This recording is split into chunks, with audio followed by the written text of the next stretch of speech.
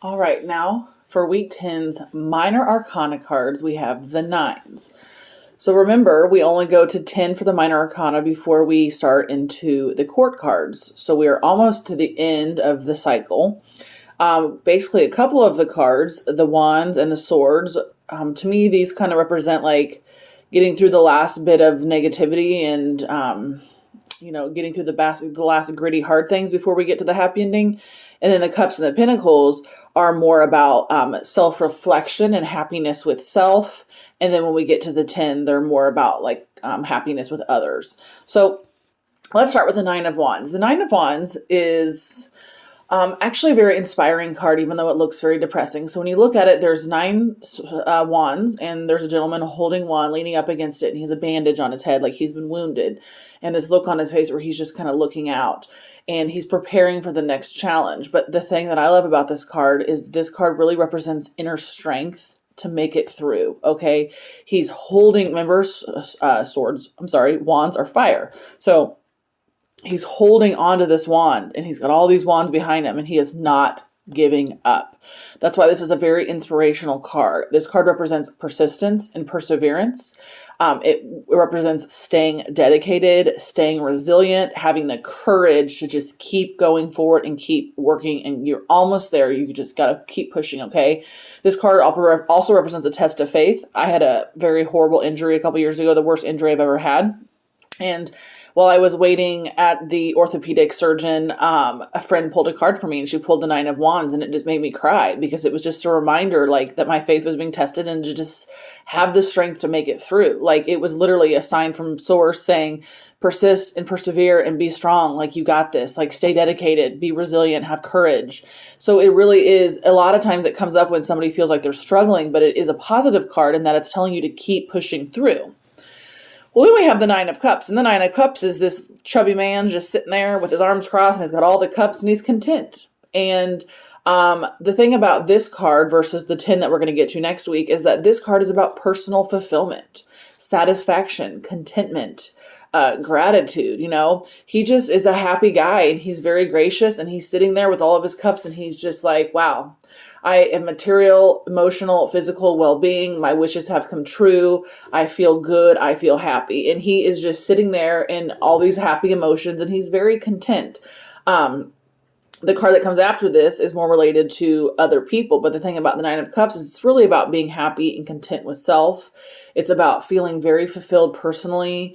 It's about having abundance in any and all shapes and forms. And it's just really a card of gratitude and satisfaction.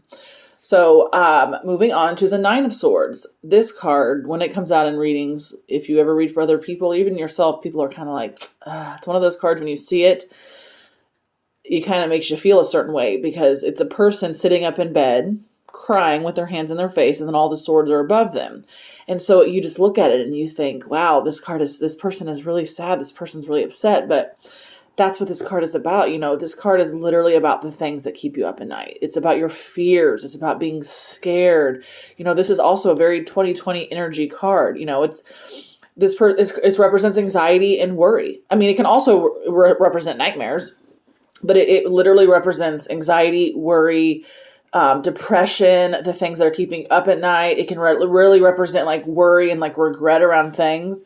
I mean, even talking about it, I feel like the weight of what this card can represent for some people, like on my chest. It's just a card of just all the things that you're holding on to that are just preventing you from being happy and being fulfilled. It's interesting because the 10 of Swords energy is often the things that are preventing you from having the Nine of Swords energy is also those are the things that are preventing you from having the Nine of Cups. We can't feel emotionally well and satisfied and gratitude when we're focusing on these Nine of Swords and the things that keep us up and the things that give us anxiety and the things that make us feel bad. So, I mean, in a reading, when you get that, it's just an awareness card of like that there's obviously anxiety and regret and things that are happening that need to be dealt with in some way or another. And then we have the Nine of Pentacles. So this is more in line with the Nine of Cups, where this, it's a woman and she's got her garden and all of her pentacles are in the garden, and she's holding this bird, and she's just looking at it in her beautiful gown. And it's a card of personal success and self-sufficiency and financial independence and abundance and luxury. And remember, Pentacles are about material things and money and finances. And that's just what this card is about. It's like the Nine of Cups, or like the Nine of Cups, but more materialistic. And I mean, this card represents financial independence and being accomplished and having a strong character and living in luxury and enjoying the beautiful things in life. And we're almost to the end of the cycle where you have like all of the money that you need.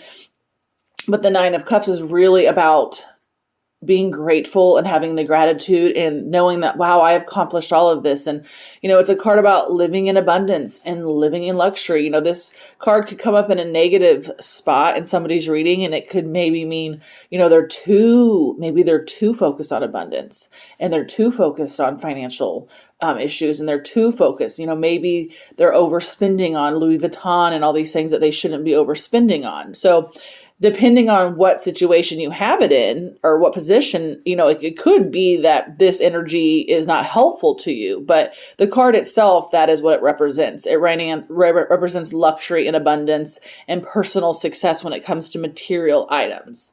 So to recap, we have the Nine of Wands, which is about persevering and having your faith tested, but being ready for the next challenge, and being dedicated and being resilient and being courageous to make it through. Then we have the Nine of Cups, which is just about satisfaction and contentment and having gratitude and just feeling personally fulfilled and happy and joyful. Then we have the Nine of Swords, and this represents worry and regret and the things that keep somebody up at night, and their fears and their anxieties and just their nightmares. And then the Nine of Pentacles is about strong character and being personally successful and personally self-sufficient and financially independent and accomplished. And it really is a card of accomplishment on all material levels within self, and also represents abundance and luxury. So those are your major arcana cards, the nines for week 10.